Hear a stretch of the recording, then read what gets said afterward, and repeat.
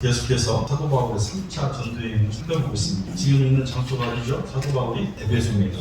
에베소에서 일어나는 일들이에요. 사도 바울이 3차 전도여행을 시작하면서 1차, 2차 전도여행 때 최선을 다해서 복음을 전했던 일, 그리고 하나님을 알지 못하는 사람에게 하나님을 알게 하는 그 복음의 전파의 결과가 뭐예요? 10절에 보면은 2해 동안 에베소에서 있던 것을 말씀을 드리는 거예요. 2해 동안 사도 바울이 에베소에서 2년 동안 있었다는 말, 그리고 이같이 아니 뭘 했다는 얘기입니다. 최선을 다해서 살아계신 하나님의 복음을 증거했다는. 그랬더니 이같이 하니 아시아에서 사는 자는, 아시아가 어디에? 터키 지역입니다. 그러니까 사도 바울이 에베소에서 2년 동안 복음을 증거할 때에 에베소에만 국한된 것이 아니라 그 복음이 아시아에까지 다 퍼져나갔다는 거예요. 그랬더니 유대인이나 헬라인이나 다 주의 말씀을 듣더라라고 말씀하고 있다는 복음은 인간의 노력에 의해서 퍼지는 게 아니라 그 인간을 사용하시는 하나님의 능력에 의해서 퍼지는 줄을 믿습니다. 에베소에서 이렇게 복음을 증거하는데 사도 바울이 복음을 증거하면서 당하는 수치, 고난, 고통, 심지어는 죽을 뻔했던 그 일까지 경험하면서 사도 바울이 복음을 증거해야 했던 이유가 뭐라고 해요? 자기가 받은 은혜를 전하지 않고는 빼길 수가 없는, 그리고 그 많은 것들을 감수하면서까지도 복음을 전할 수 있었던 것은 복음의 주체이신 하나님이 사도 바울과 함께 했기 때문에 가능하다라는, 상식적으로 한번 생각해 보세요. 인간의 의지로 내가 정말 살아계신 하나님의 복음을 증거하는데 나에게 다가오는 것은 고통과 고난, 심지어 죽을 뻔한 일들만 자꾸 있는 거예요. 복음을 전할 수 있겠습니까? 우리의 의지로는 정말 어렵죠. 그럼에도 불구하고 복음을 증거할 수 있었다는 것은 복음의 주체이신 하나님이 함께 했기 때문에 가능하다. 그렇다면 우리가 여기서 질문을 하나 던져요. 그렇다면 우리가 정말 하나님의 복음을 전하는 자로서 복음을 증거하는 사명을 감당할 때에 항상 고통스러운 일, 고난과 아픔들만 있는 것이냐라고 질문해요. 그렇습니까? 그렇지 않잖아요. 하나님의 복음을 증거하는 자에게 복음의 주체이신 하나님이 함께 하시는데, 오늘 본문 말씀에 보니까 하나님이 바울의 손으로 놀라운 능력을 행하셨는데 그 일이 사람들이 바울의 몸에서 손수건이나 앞치마를 가져다가 병든 사람의 얹으니 그 병이 떠나가고 앞기도 나았다, 이렇게 말씀하고 있다는 것이죠. 하나님께서 바울의 손을 통해서 놀라운 능력을 행하셨는데 그것이 바울이 쓰던 손수건, 앞치마를 가지고 병든 자에게 덮어주고 귀신 있는 자에게 씌워줬더니 병이 고침받고 귀신이 떠나갔다는, 믿을 수 있습니까? 이런 일이 가능합니다. 우리의 이성이나 지식이나 상식으로는 있을 수가 없는 일이죠. 그럼에도 불구하고 성경은 증거하고 있다는 거예요. 이게 뭐예요? 팩트라는 거죠. 사실적 사건이라는 거죠. 근데 오늘 누가가 하나님이 바울의 손으로 놀라운 능력을 행했다라고 기록하고 있거든요. 근데 사실 이미 바울은 이런 일들을 경험을 했어요. 어디서 경험했어요? 1차 전도여행 때 두브로 섬에서 바보라는 곳에서 서기오 총독에게 복음을 증거할 때 엘루마라는 그 마술사가 복음을 방해하잖아요. 근데 바울이 그 엘루마 어떻게 했어요? 눈을 멀게. 제가 우리 예배 드리는데 방해하는 사람이 있으면 제가 너 눈 멀어라 하면 눈 멀게 안 줄 수 있습니까? 제가 웃었죠. 선교사님 하실 수 있어요? 우리 현실로 봐서는 불가능한 일이잖아요. 근데 성경은 했다고 기록되어 있다는 거예요. 바울이 이미 멀쩡한 사람을 몸사로 만들었던 경험이 있다는 거예요. 그리고 루스드라에서 태어날 때부터 걷지 못했던 안진뱅이를 일으켰잖아요. 그리고 2차 전도여행에서 빌립보에서 귀신 들려서 점쳐지는 여인은 귀신을 쫓아내는 일이 있었다라는 것이죠. 그러면 바울이 이러한 기적적인 일을 경험한 걸로 봐서는 투지고 놀라운 능력이다라고 표현할 필요가 있었겠는가 하는 것이죠. 그런데 여기서 놀라움으로 번역된 헬라어 티쿠사스는 두드러진 이례적이라는 뜻도 갖고 있는 단어입니다. 그렇다면 앞에서 기적을 경험한 바울이 질병을 고치고 귀신을 내쫓은 이 일이 누가가 볼 때 두드러진 일이고 이례적인 능력이었다라고 기록했다라는 거예요. 왜 누가는 기적의 경험을 가진 바울에게 이런 표현을 했겠는가? 왜 그랬겠습니까? 이유가 11절에 있잖아요. 심지어 사람들이 바울의 몸에서 손수건이나 앞치마를 가져다가 병든 사람에게 얹으면 그 병이 떠나고 악기가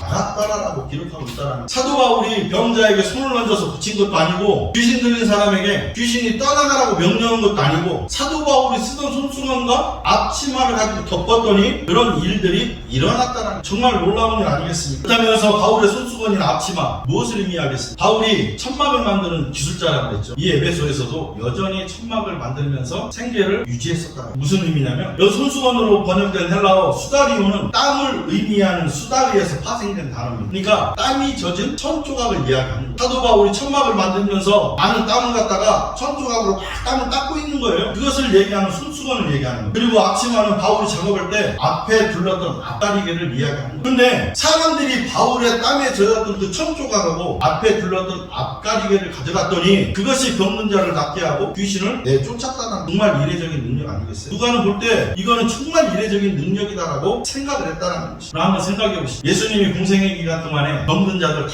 고쳐주셨어요. 묻지도 따지도 않고 고쳐주셨어요. 근데 예수님이 병든 자를 고쳐줄 때 보면, 성경에 보면 대부분 환자를 손을 대든지 아니면 아니면 그 환자를 바라보면서 질병이 떠나가라고 명령하시거든. 근데 어느 날 12년 동안 하혈이 멈추지 않는 혈루병을 앓는 그 환자가 있었는데, 이 여인이 병치료를 위해서 별의별 방법을 다 썼지만 낫지를 않았어요. 어느 날 소식이 들려오는 거예요. 저 목수의 아들 예수라는 청년이 침통력을 가지고 있는데 별의별 병을 다 고친다고 하더라고요. 이 혈루병 앓는 이 여인이 12년 동안 온갖 치료를 위해서 노력을 해봤지만 고쳐지지 않는 거예요. 그래서 이 여인이 가진 마음이 뭐예요? 아, 내가 저 예수 앞에 가면 내 질병이 치유를 받겠구나 하는 믿음이 있었다라는 것이죠. 그래서 이 혈루병 앓는 여인이 예수를 찾아갑니다. 예수를 찾아갔는데 이미 많은 사람들이 예수님 주변에 인산인해를 이루고 있는 거예요. 병자로서 예수님 앞에 그 인파를 뚫고 들어가는 것이 결코 쉽지 않았다라는, 그럼에도 불구하고 예수 앞에 서면 예수님 때문에 내 질병이 나을 거라는 믿음 하나 가지고 그 인파를 파고 들어갔는데 겨우 예수님 앞에 왔더니 예수님이 지나가시고, 이 여인이 어떻게 행동을 어떻게 했습니까? 손을 뻗어서 예수님의 옷자락이라도 만지고 싶었던 거예요. 그래서 예수님의 옷자락을 만졌더니 예수님이 뭐라고 말씀합니까? 마태복음 9장 22절 이렇게 말씀합니다. 예수께서 돌이켜 그를 보시며 이르시되 따라 안심하라, 네 믿음이 너를 구원하였다 하시니 여자가 그 즉시 구원을 받으니라 라고 말씀하셨다는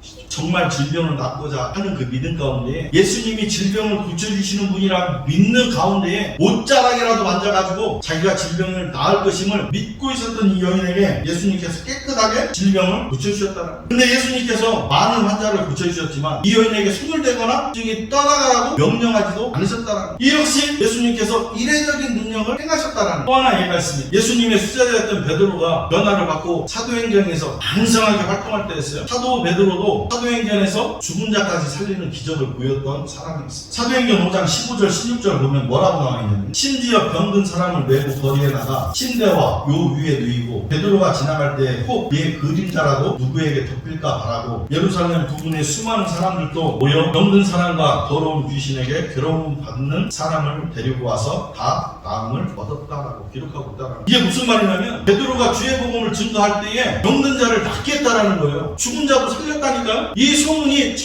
퍼진 거예요. 그랬더니 어떤 사람들이 병든 자를 전부 이고 나온 거예요. 침대에다 눕혀놓고 요를 깔아서도 눕혀놓고. 그래서 베드로가 갈 때에 그 병자들을 좀 고쳐줬으면 기대로 나왔었다라는 것이. 그런데 베드로가 그들을 향해서 병을 고치기 위해서 손을 넘긴 것도 아니고 선포한 것도 아니에요. 성경에서 뭐라고 얘기했냐면 그의 그림자라고, 혹시 그 환자들 가운데에 덮일까 바랬다라는. 무슨 말이냐, 베드로의 그림자라도 나에게 덮이면 내 병이 나을 것이다라는 기대가 있었다라는. 그림자가 히브리어로 뭐라고 했어요? 떼렘이라고 했어요. 떼렘은 실체가 없다라는 뜻을 갖고 있는 단어예요. 그림자가 무슨 실체가 있습니까? 그림자는 실체가 없는 그림자가 죽어가는 환자를 덮었더니 그 환자가 벌떡 일어났다라는 거. 질문하겠습니다. 우리 상식으로 있을 수 있는 일이에요? 우리 지식 수준으로 이해할 수 있는 일이냐? 이해할 수 없다는 거죠. 베드로 역시 지금 한 일이 이례적인 능력이었다라는 거. 그럼 다시 11절 한번 보겠습니다. 11절. 하나님이 바울의 손으로 놀라운 능력을 행하게 하시니. 자, 그래서 주어가 뭡니까? 하나님이시죠. 여기서 주어가 바울이 아니라 하나님이시라는 거예요. 바울은 하나님 앞에서 우리와 똑같은 성정을 가진 피조물. 제가 이 얘기 한 100번 넘은 것 같아요. 바울이나 우리나 하나님과 똑같다니까요. 바울이 위대했던 이유, 남들이 하지 않은 일, 가려고 하지 않고 복음을 위해서 뺏고 갔다라는 것이 위대했다는 거예요. 그리고 게다가 땅 냄새 나는 천조가 온갖 것으로 오염된 이 앞가리게 다른 사람이 볼 때는 쓰레기죠. 그렇지 않습니까? 그런데 사람들이 그것을 가져다가 병이 낫고 귀신이 떠나갔다. 누구의 역사입니까? 바울입니까? 당연히 하나님이시. 하나님이 하신 것이. 하나님이 하셔서 많이 들은 얘기 아닙니까? 우리도 일상 살면서 그러잖아요. 막 기적 같은 일이 막 일어나고 벌어지면 믿음 좋은 사람들 하나님이 하셨어요. 그러시죠. 하나님이 하신 거예요. 이 이래저래 능력을 행하시는 주체가 하나님이시라. 이거를 놓치면요, 우리가 이제 바울을 바라볼 때 바울이 우리한테 신이 되는, 그래서 우리는 우상 숭배를 하게 되는 거라는.